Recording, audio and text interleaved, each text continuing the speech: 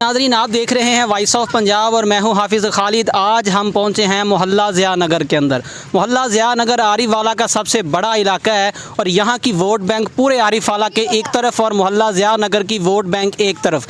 यहां पे अगर हम इन लोगों की रहायशी सहूलियात देखी जाए, इन लोगों का जो मेन रास्ता है आप देख रहे हैं, मेरा कैमरामैन आपको दिखा रहा है, हम इस वक्त पानी के अंदर खड़े हुए हैं। यहाँ बारिश हो जाए, बारिश लोगों के लिए रहमत होती है, लेकिन मोहल्ला ज़िया नगर के वासियों के लिए ये बारिश बाइस ज़हमत होती है। इस वक्त हमारे साथ एक रक्षा ड्राइवर मौजूद हैं, उनका रक्षा इस पानी के अंदर बंद हुआ है। उनसे जानते हैं कि इस मोहल्ले के बारे में, यहाँ के वासियों के बारे में और यहाँ की सहूलियात के बारे में इनका क्या मौक़िफ़ है। वालेकुम सलाम भाईजान की नाम शौकत अली। मोहतरम, ਅਸੀਂ ਇੱਥੇ पहुंचे देखा तो काफ़ी रक्षे बंद होए ने, लोग जलील हो रहे हैं, बच्चे स्कूल वाले जलील हो रहे हैं, ਤੁਹਾਡਾ ਕੀ मौक़िफ़ है। साडा मौक़िफ़ है जी, हुकूमत ਨੂੰ ਚਾਹੀਦਾ ਜਾਂ ਪਾਣੀ ਦਾ ਕੁਝ ਕੀਤਾ ਜਾਵੇ ਜੀ। अगर जो सड़क नहीं बना सकते तो मिट्टी सड़ देन तो सड़क ਉੱਚੀ कर देन, मेहरबानी होएगी।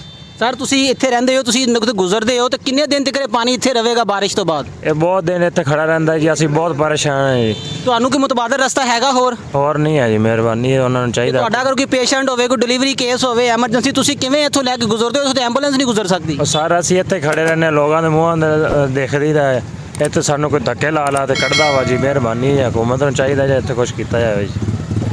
जी नाज़रीन, आपने रक्षा ड्राइवर भाइयों की बात सुनी। इनका मौक़िफ़ है कि हम यहाँ पर बहुत तंग हैं, बारिश पड़ने के बाद यहाँ पर कई महीनों तक पानी खुश्क नहीं होता और ये लोग यहाँ पे ऐसे ही ज़िंदगी बसर करने पर मजबूर हैं। अगर खुदा ना खास्ता इनका कोई डिलीवरी केस हो, कोई एमरजेंसी मसला हो, तो इनका मरीज़ जो है ना वो हॉस्पिटल नहीं पहुँच सकता। अगर खुदा ना खास्ता कोई ऐसी अनहोनी हो जाए, यहाँ पर आग लग जाए, तो फायर ब्रिगेड का जो अमला है वो यहाँ पर नहीं पहुँच सकता। इन लोगों का मौक़िफ़ है कि हम यहाँ पर गैर महफूज हैं और हमें शर्मिंदगी है कि हम यहाँ पे रह रहे हैं और गवर्नमेंट की तरफ के इनके साथ जो सलूक किया जा रहा है वो भी आप देख रहे हैं। इनसे जानते हैं कि ये यहाँ पे कैसे जलील हो रहे हैं। अस्सलाम वालेकुम भाईजान। वालेकुम सलाम। भाईजान क्या नाम है? अली उमर। उमर भाई, अभी हमने देखा, नाज़रीन ने भी आपको देखा कि आपका रक्षा पानी के अंदर बंद हुआ पड़ा था और आप जलील हो रहे थे। दिन में कितनी दफ़ा जलील होते हैं? सर जब इधर जाते हैं तब जलील ही होते हैं, क्योंकि हमारा रोड जो है वो बिल्कुल ही कुछ भी नहीं है।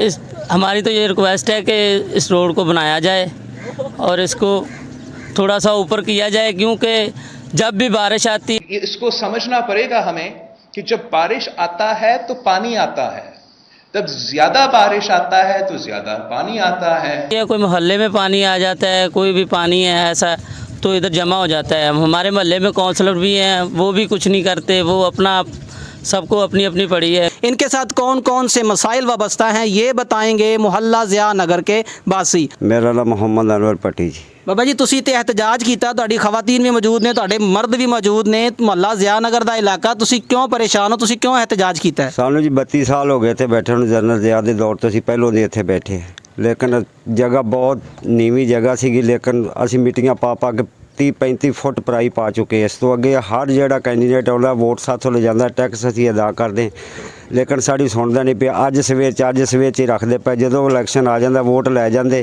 उस तो बाद ना सानू कोई गटर, ना कोई सोलंग, ना कोई बिजली। असी बिजली लियांदी तो असी अपनी मतहत लियांदी, आप खुद करो खर्चा करके, सानू कोई किसी ने तावन नहीं किया। लेकिन ढाउण वाले आ जाते, बनाने वाला साडा कोई नहीं, वोट लैन आ जाते, लेकिन साड़ी हमदर्दी को नहीं करता पिया। ਅਸੀਂ हर कैंडीडेट के कोले जा के आख्या अज बनता सवेरे बनता, सानू मीटिंगां पा के साढ़े बाजार वेखो आण के किवें होए पे, साढ़े हाथे खूह बने पे, डिगदे पे, लेकिन साड़ी सुनता कोई नहीं। पर जाने असीं हर दे कोले ही हैं, लेकिन करदे हाँ करदे, लेकिन काम नहीं करके देंदे। जी नाज़रीन, ये मोहल्ला ज़िया नगर के वासी हमारे साथ मौजूद थे और अपना मौक़िफ़ पेश कर रहे थे। हम जहाँ पे हुकूमत के काम दिखाते हैं वहाँ पर हुकूमत की नाअहलियाँ भी आपके सामने रख रहे हैं। इस वक्त हमारे साथ और वासी मौजूद हैं, उनसे भी जानते हैं कि उनका क्या मौक़िफ़ है। अस्सलाम वालेकुम जी। वालेकुम सलाम जी। भाईजान की नाम? लियाकत अली जी। लियाकत भाई, साढ़े नाल तुसीं राबता किया, पूरा मुहल्ला इत्थे जमा हुआ, इत्थों गुजरन दा रस्ता नहीं हैगा, जिंदगी तुसीं बसर कर रहे हो, तुहाडे बच्चे जिंदगी गुजारदे पए ने, तुहाडे कोल ना पीण दा पानी, ना सीवरेज, ना कोई निज़ाम भी नहीं हैगा। तुसीं नवें पाकिस्तान दे विच इमरान खान साहब दे नाम की पैगाम दिओगे? भी सानूं तां गटर लैन ते सोलंग तक बिजली आ जाए, यही पैगाम देंगे। साढ़े 30-35 साल हो गए, साड़ी किसी ने मदद नहीं सुनी, ना किसी ने साड़ी गल सुनी, ना MPA ने, ना किसी MNA ने। भाईजान वोट दिंदे हो, तुसीं टैक्स दिंदे हो, इस दे बावजूद तुसीं आपदे MNA नाल राबता नहीं कीता, MPA नाल राबता नहीं कीता? पहला असीं तरीके शेर वाले वाल सीगे, फिर असीं तरीके इंसाफ वाले वाल सीगे, नीमी भरे वाल, साड़ी किसी ने निदाफ रास सुनी, पूरी गली उधर सीगी, साड़ी किसी ने दास नहीं सुनी जी। किसी ने नवे पाकिस्तान दे विच कोई नज़र आंदा, तुहाडा कोई बंदा कोई गल सुनेगा, कोई हुकूमती नुमाइंदा? सानूं तां जी कोई नज़र नहीं आया, साडी कोई गल सुनूगा, महंगाई वो करी जाते, गटर लैन वो नहीं, साडी सानूं पेशाब करन असीं बाहर जाने, साढ़े कोई ना सैल है ना कुछ है, ਨਾ ਬਿਜਲੀ ਹੈ ਸਾਡੇ ਕੋਲ, ਪਾਣੀ ਹੈ ਸਾਡੇ ਪੀਣ ਨੂੰ। मोहतरम ਨਵੇਂ ਪਾਕਿਸਤਾਨ ਸਾਨੂੰ ਕੁਝ ਵੀ ਨਹੀਂ ਦਿੱਤਾ ਜੀ। एक दिन पहला जी बारिश हुई, उस बारिश तो बाद ਅਸੀਂ ਦੇਖਿਆ ਕਿ ਅਸੀਂ ਕਵਰੇਜ ਕਰਕੇ ਲੈ ਕੇ ਆਏ, ਨਾਜ਼ਰੀਨ ਦੇਖ ਰਹੇ ਨੇ ਕਿ ਇੱਥੋਂ ਜਿਹੜਾ ਮੇਨ ਰਸਤਾ ਹੀ ਬੰਦ ਹੈ। ਮੇਨ ਗਲੀ ਬੰਦ ਹੈ ਜੀ, ਮੇਨ ਸੜਕ ਵੇਖ ਲਓ, ਲੰਘਿਆ ਨਹੀਂ ਜਾਂਦਾ। ਜੇ ਉਦੋਂ ਲੰਘਿਆ ਜਾਂਦਾ ਘਰਾਂ ਨੇ ਉਹਦੇ ਪੱਥਰ ਸਿੱਟੇ ਹੋਏ ਨੇ, ਉਹ ਅੱਗੋਂ ਰਾਹ ਬੰਦ। ਸਾਨੂੰ ਭਾਈ ਜੀ ਮਹੱਲਾ ਜ਼ਿਆਨਗਰ ਦੇ ਵਿੱਚ ਰਹਿੰਦੇ ਆ, ਤਕਰੀਬਨ ਜੰਮੇ ਪਲੇ ਅਸੀਂ ਇੱਥੇ ਏਡੇ ਏਡੇ ਹੋ ਗਏ ਆ, ਲੇਕਿਨ ਅੱਜ ਤੱਕ ਨਾ ਇੱਥੇ ਪਾਣੀ ਆਇਆ, ਨਾ ਲੈਣਾ ਨਾ ਦੇਣਾ। ਜਦੋਂ ਅਸੀਂ ਕੰਮ ਤੇ ਜਾਣਾ ਹੁੰਦਾ ਅਸੀਂ ਕੰਮ ਤੇ ਜਾ ਨਹੀਂ ਸਕਦੇ, ਨਮਾਜ਼ ਨਹੀਂ ਪੜ੍ਹ ਸਕਦੇ, ਅੱਗੇ ਪਿੱਛੇ ਕੋਈ ਅਸੀਂ ਧੰਦਾ ਨਹੀਂ ਕਰ ਸਕਦੇ। ਉਸ ਤੋਂ ਹਟ ਕੇ ਅਸੀਂ ਇੱਕ ਦਫਾ ਚੌਧਰੀ ਨਈਮ ਇਬਰਾਹਿਮ ਕੋਲ ਗਏ ਆ। ਚੌਧਰੀ ਸਾਹਿਬ ਨੇ ਕਿਹਾ ਜੀ ਕਈ ਵਾਰੀ ਗਏ, ਇੱਕ ਵਾਰੀ ਗਏ ਆ, 2 ਵਾਰੀ ਗਏ ਆ, 3 ਵਾਰੀ ਗਏ ਆ। ਅਖੀਰ ਉਹਨੇ ਸਾਨੂੰ ਕਿਹਾ ਜੀ ਪਾਣੀ ਵੀ ਆ ਗਿਆ ਵਾ, ਟੂਬਲ ਦੇ 6 ਲੱਗੇ ਹੋਏ ਆ, ਤੁਹਾਨੂੰ ਆਰਫ ਵਾਲੇ ਮਿਲਣਗੇ। ਸਾਨੂੰ ਅਸੀਂ ਕਿਹਾ ਸਾਨੂੰ ਸਿਰਫ ਇੱਕ ਚਾਹੀਦਾ। ਗੰਦਾ ਪਾਣੀ ਆ ਰਿਹਾ ਵਾ, ਸਾਫ਼ ਸਾਨੂੰ ਲੱਭ ਨਹੀਂ ਰਿਹਾ ਪੀਣ ਵਾਸਤੇ। ਉਸ ਤੋਂ ਬਾਅਦ ਚੋਂ ਨਈਮ ਕੋਲ ਗਏ ਆ, ਨਈਮ ਨੇ ਕਿਹਾ ਜੀ ਇਨਸ਼ਾਅੱਲਾ ਤਾਲਾ 10 ਦਿਨਾਂ ਦੇ ਵਿੱਚ ਤੁਹਾਡਾ ਟੂਬਲ ਵੀ ਲੱਗੇਗਾ, ਉਸ ਤੋਂ ਬਾਅਦ ਸੋਲੰਗ ਵੀ ਲੱਗਣਗੇ, ਪਾਣੀ ਦਾ ਸਿਸਟਮ ਸਾਰਾ ਸੀਵਰੇਜ ਦਾ ਮੁਕੰਮਲ ਦੇਵਾਂਗੇ ਤੁਹਾਨੂੰ, ਤਾਂ ਕਿ ਮੈਂ ਤੁਹਾਡੇ ਕੋਲ ਆਵਾਂ, ਤੁਹਾਨੂੰ ਕੋਈ ਪਰੇਸ਼ਾਨੀ ਨਾ ਹੋਵੇ। ਲੇਕਿਨ 10 ਦਿਨ ਕੀ ਇੱਥੇ 2 ਮਹੀਨੇ ਹੋ ਗਏ, ਹਲੇ तक नईम इब्राहिम ने साड़ी बात नहीं पूछी।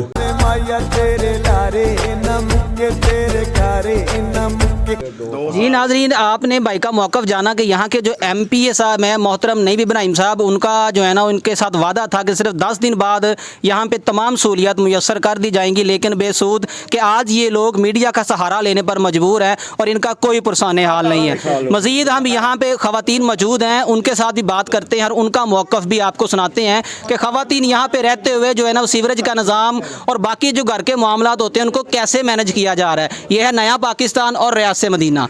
वॉइस ऑफ पंजाब के ऊपर आज हम विज़िट करवा रहे हैं नए पाकिस्तान के अंदर मोहल्ला ज़ियानगर, तहसील आरिफ वाला का ये सबसे बड़ी आबादी का इलाका है और यहाँ का अगर वोट बैंक देखा जाए तो आप अकाउंट नहीं कर सकते। ये लोग वोट देते हैं, टैक्स देते हैं, इसके बाद अपनी सहूलियात का रोना रोते हैं। तो इस वक्त हमारे साथ मोहल्ला ज़ियानगर की काफ़ी ख़वातीन मौजूद हैं, उनसे जानते हैं कि वो ज़िंदगी यहाँ कैसे बसर कर रही हैं। अस्सलाम वालेकुम माँ जी। वालेकुम अस्सलाम। माँ जी, तुसी इत्थे एहतजाज किया, तुहाडा सारा महल्ला मौजूद है, मर्दो खवातीन, तुहाडे बच्चे मौजूद ने। हाँ जी। इस मुहल्ले च असीं इंट्रो असीं तुहाडे तक बड़ी मुश्किल नाल पहुंचे हो, तुसीं साडे नाल राबता कीता, तुसीं एहतजाज क्यों कर रहे हो? बेटा सानू बहुत तंगी है, जिस वक्त बारिश आ जाती है, बेटा मेरा मथाज है, मैं सारी सारी रात सड़क ते खरो खरो गुजार दी आपदे बच्चे नूं लैके। सानू रस्ता नहीं मिलता कि मैं अपने घर आपदे बच्चे नूं लैके चली जावां। मेरा 22 साल दा बेटा है, वो मथाज है। मेरे लख लख जिन्ना साडी गली च पानी हुंदा, ना साडे साफ पानी पीण वास्ते है, गटरां दा पानी साडा सारी गली च आंदा है। उस तो बाद बत्ती साडे नहीं चज ना आउंदी, पानी साडे साफ बिल्कुल नहीं आउंदा,